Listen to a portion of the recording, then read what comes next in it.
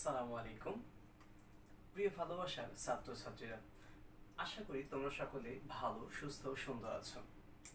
আজকে আমি তোমাদের সাথে আমার এই ভিডিও ক্লাসের মাধ্যমে যে অংশটুকু শেয়ার করব সেটা হচ্ছে এইচএসসি পদার্থবিজ্ঞান প্রথম পত্র এর ভেক্টরের সামান্তরিক যে সূত্রটি এর পূর্বের ক্লাসে আলোচনা করেছিলাম, সেই সামান্তরিক সূত্রের পরবর্তী যে বিশেষ ক্ষেত্র বা স্পেশাল কেসেস, তিনটি বিশেষ শর্ত আছে, সেই শর্ত নিয়ে তোমাদের সাথে আমি শেয়ার করব। মনে রাখবে তিনটি বিশেষ শর্তের মধ্যে সৃজনশীল প্রশ্ন, এমসিকিউ প্রশ্ন, পাশাপাশি অনুধাবনমূলক প্রশ্ন এবং অ্যাডমিশন এবং মেডিকেল উভয় পরীক্ষায় এই অংশসমূহ থেকে প্রশ্ন চলে আসে। একটু যদি মনোযোগের সহিত তোমরা একটু লক্ষ্য করো, তাহলে আমার বিশ্বাস তোমরা এটা বুঝতে পারবে। দেখো, আমরা একটু পাশাপাশি দেখে নিই এখন আসে কোন বিষয় নিয়ে আলোচনা করব। দেখো, আমরা সামান্তরিক সূত্রের বিশেষ ক্ষেত্র, দেখো লব্ধির মান ও দিকের জন্য বিশেষ ক্ষেত্র বলে রেখেছি।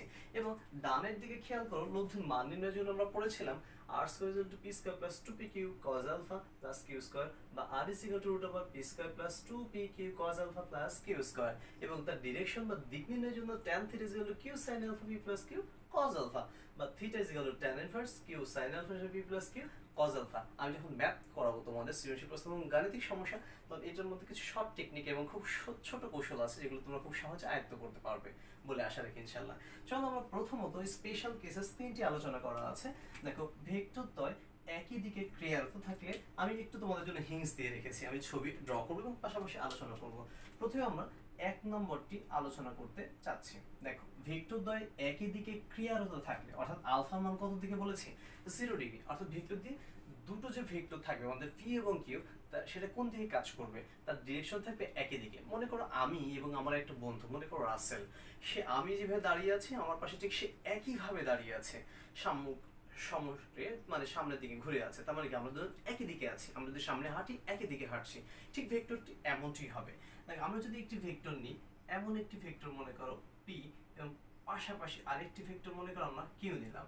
আচ্ছা, এই যে দুটি ভেক্টরের কথা তোমাদের বললাম, এই দুটি ভেক্টর যদি একই দিকে হয়, আমরা এইভাবে যদি না বলি, আমরা যদি মনে বলি এটা তোমাদের, দেখো কিউ একটি ভেক্টর, উপরের দিকে তাকাও, উপরের যে ভেক্টরটি মান দেয়া আছে সেই ভেক্টরের অংশটুকু একটু দেখো তো।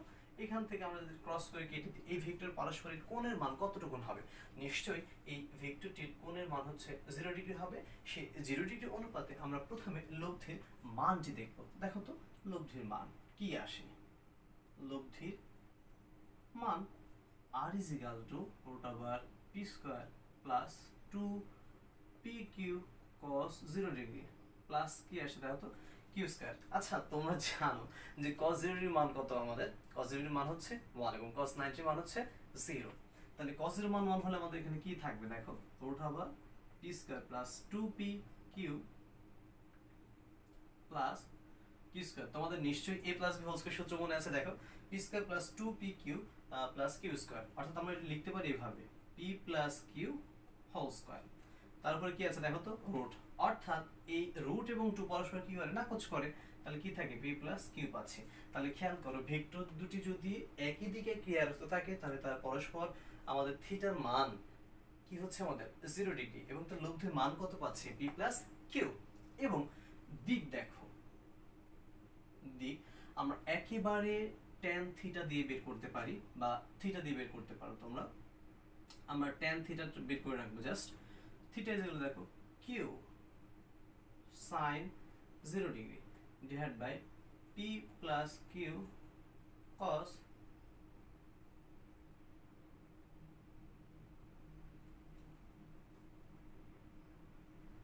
0 ডিগ্রি।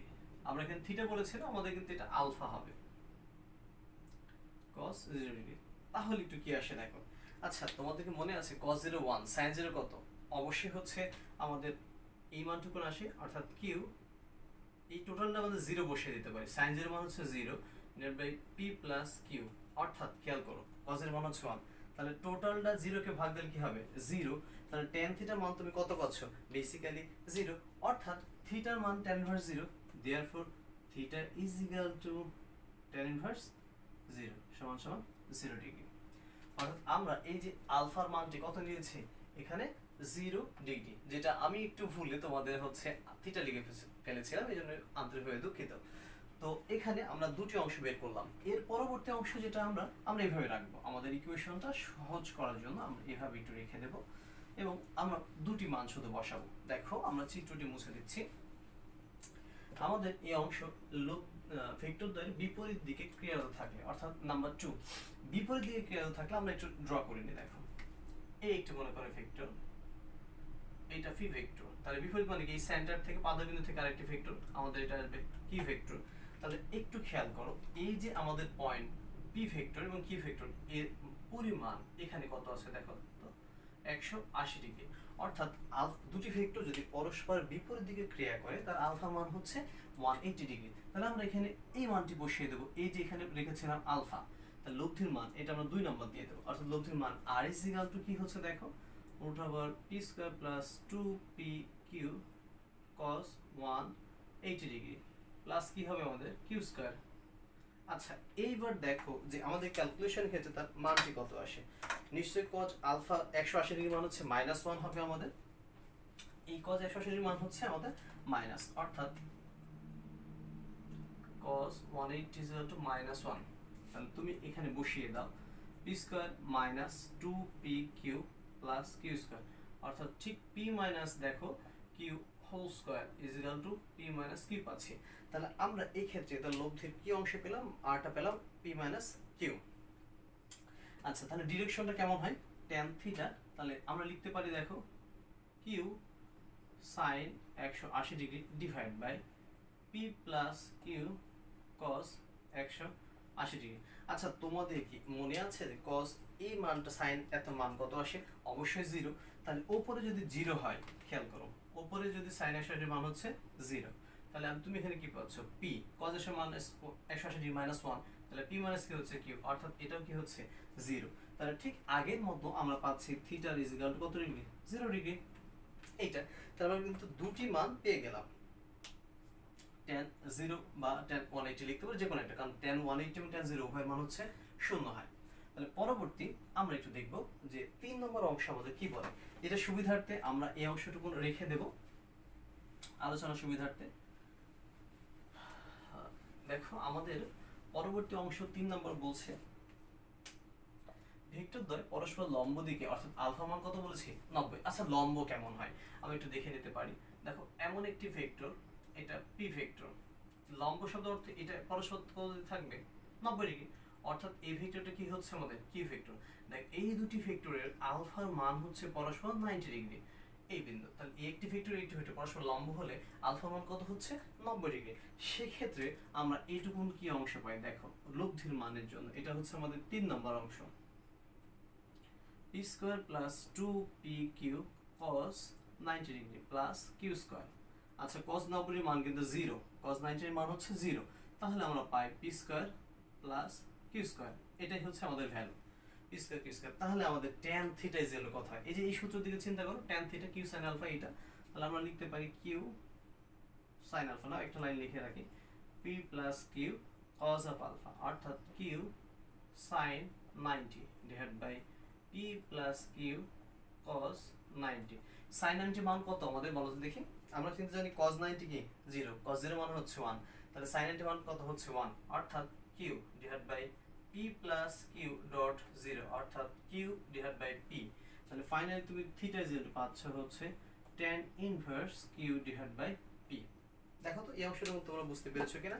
তাহলে আমরা তিনটি বিশেষ ক্ষেত্র আলোচনা করলাম। বিশেষ ক্ষেত্র হচ্ছে ভেক্টরদের একই দিকে ক্রিয়ারত থাকলে, ভেক্টরদের বিপরীত দিকে ক্রিয়ারত থাকলে এবং ভেক্টরদের পরস্পর লম্ব দিকে হলে, অর্থাৎ এই তিনটা আলফা মানটা দিয়েছিল, সেটা আমরা এই সূত্র থেকে তিনটাই বের করতে পারি। এখন আমরা একটু দেখে নেব এর লাস্ট অংশ যে ভেক্টরদ্বয়ের লব্ধির সর্বোচ্চ মান এবং সর্বনিম্ন মান, এটা এই একই সূত্র একই প্যাটার্ন অনুপাতে আসবে। আমরা তোমাদের এই অংশটুকু দেখানোর চেষ্টা করব আশা করছি ইনশাআল্লাহ। শুধু আমরা লব্ধির ক্ষেত্রে আলোচনা করব। দেখো আমরা এইবার এই পর্বে এটুকু অংশ দেখব লব্ধির সর্বোচ্চ মান। লব্ধির সর্বোচ্চ মান হতে হলে দেখো আমরা জানি cos এই যে cos থিটা, এই cos 0 ডিগ্রি মান হচ্ছে +1, এবং যদি বলি cos theta is equal two cos 90 degree, তার মানে 0, অর্থাৎ যেহেতু সূত্রের মধ্যে লব্ধির মধ্যে আমাদের কি উপস্থিত আছে, আলফা আছে। দেখো cos আলফা, অর্থাৎ cos এর মানের উপর নির্ভর করবে লব্ধি সর্বোচ্চ হবে না সর্বনিম্ন হবে। আমাদের cos 0 ডিগ্রি মান হচ্ছে +1, cos 90 ডিগ্রি মান হচ্ছে -1। এবার খেয়াল করো cos 180 এর মান হচ্ছে -1, তার অর্থ হচ্ছে cos এর সর্বোচ্চ মান হচ্ছে +1 এবং সর্বনিম্ন মান হচ্ছে -1। আমরা এই দুটি অংশ নিয়ে দুটি আলোচনা করব। প্রথমত হচ্ছে লব্ধির সর্বোচ্চ মানের জন্য। সর্বোচ্চ মানের জন্য আমরা এভাবে লিখব, লব্ধির মান r =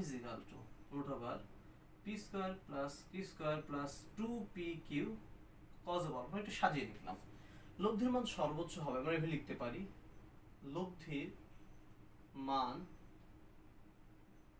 সর্বোচ্চ হবে যখন আলফা কি হচ্ছে 0 ডিগ্রি। অর্থাৎ ভেক্টর দুটি কি থাকতে হবে দেখো তো, এই যে প্রথম শর্ত একই দিকে ক্রিয়ারত থাকলে এই শর্ত আছে, কিন্তু আলফা 0 ডিগ্রি হল। তাহলে আমি পুনরায় ছবি তোমাদের জন্য ড্র করছি না। তাহলে এখানে লব্ধির মানটি দেখো, r = p² + q² + 2pq cos 0 degree.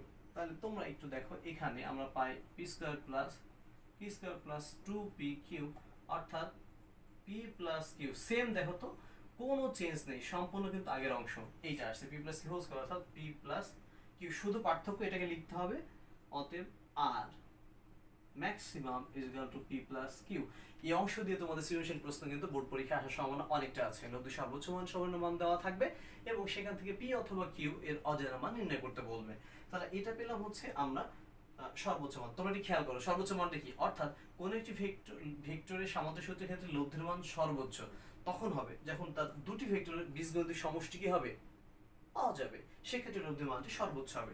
তাহলে এই লব্ধির মান সর্বনিম্ন হওয়ার শর্তটি আমরা একটু দেখে নেব। আমরা এই সূত্রটি রাখবো, আমরা এপাশে এবার cos 180 নেব আর কি, একই বিষয় রাখবো, আমরা জাস্ট একটু চেঞ্জ করব। দেখো এটুকু আমরা পরবর্তী অংশটুকু নিয়ে আলোচনা করব, লব্ধির সর্বনিম্ন মান অর্থাৎ r minimum value of resultant. আচ্ছা দেখো, লব্ধির মান অর্থাৎ লব্ধির মান সর্বনিম্ন হবে যখন আলফার মান কত হবে 180 ডিগ্রি। সেক্ষেত্রে তোমার কি মান আসে, অর্থাৎ লব্ধির মান হচ্ছে r = p² + q² + 2pq cos 180 degree. তাহলে এখান থেকে দেখো এটা আমরা p² + q² - 2pq, যেহেতু cos 180 ডিগ্রি মান হচ্ছে কি -1, -1 আর প্লাস গুণ করলে কি হচ্ছে মাইনাস হয়। তাহলে আমরা এখান থেকে কি পাচ্ছি দেখো p - q whole square. Finally এখান থেকে কি পাই, আমরা লিখতে পারি বা লব্ধি r = p - q। Therefore r minimum = p - q। মনে রাখবা বিয়োগফলটি p - q তখনই হবে যখন আমাদের p > q একটা কন্ডিশন থাকবে, অর্থাৎ p ভেক্টরের মান q ভেক্টরের তুলনায় বৃহত্তর হবে। অর্থাৎ দেখো এই যে দুটি ভেক্টর পেলাম, এই দুটো ভেক্টরের আমরা যে লব্ধির সর্বনিম্ন মানের কথা আলোচনা করলাম, সর্বনিম্ন মানের জন্য আমাদের লব্ধি দুটি মান পরস্পর কি বিয়োগফলের সমান। কন্ডিশন হচ্ছে p > q, অর্থাৎ কোন ভেক্টরের সর্বনিম্ন লব্ধির সর্বনিম্ন মান হতে হলে একটি ভেক্টর থেকে অপর ভেক্টর কি হবে বিয়োগফলের পরিমাণ হবে। সেক্ষেত্রে আমাদের p ভেক্টর > q ভেক্টর এটা থাকবে। তো আমি এই যে আলোচনার অংশটুকু নিলাম, মনে রাখবা এই লব্ধির সর্বোচ্চ মান r max = p + q এবং r minimum = p - q, এই দুটি সূত্র থেকে সৃজনশীল প্রশ্ন এবং এমসিকিউ অ্যাডমিশন আসে, যে কথাটা পূর্বেই তোমাদের সাথে আলোচনা করেছি। আশা করি কিছুটা হলে এই অংশ থেকে শিখতে পারবা। আজকে এখান থেকে তোমাদের সাথে বিদায় নেব। এরপরের অংশ আমি নতুন যে তোমাদের লেসন প্ল্যান অনুপাতে বা তোমাদের বইয়ের সিরিয়াল অনুপাতে তোমাদের সাথে শেষ করার চেষ্টা করব। আমার এভাবে কিন্তু পড়ানোর উদ্দেশ্য হচ্ছে একটি, যে তোমরা কিছুটা ধারাবাহিকভাবে ক্লাসে যেভাবে পড়ো সেই অংশটুকু তুলে নিয়ে আসার আমার ক্ষুদ্রতর প্রচেষ্টা মাত্র। এই ক্ষুদ্রতর প্রচেষ্টা থেকে এইভাবে পড়াচ্ছি, এর যখন শেষ হয়ে যাবে আমি সূত্র নিয়ে তোমাদের সাথে পরিপূর্ণ অধ্যায় আলোচনা করব। তারপরে তোমাদের গাণিতিক সমস্যা এবং সৃজনশীল প্রশ্ন আসবে ইনশাআল্লাহ, আশা রাখি। তো তোমাদের সুস্বাস্থ্য এবং দীর্ঘায়ু কামনা করে আজকে আমি এখানেই বিদায় নেব। তোমরা সকলে ভালো, সুস্থ, সুন্দর থাকো এ বলে এখানেই শেষ করছি আজকে। আল্লাহ হাফেজ।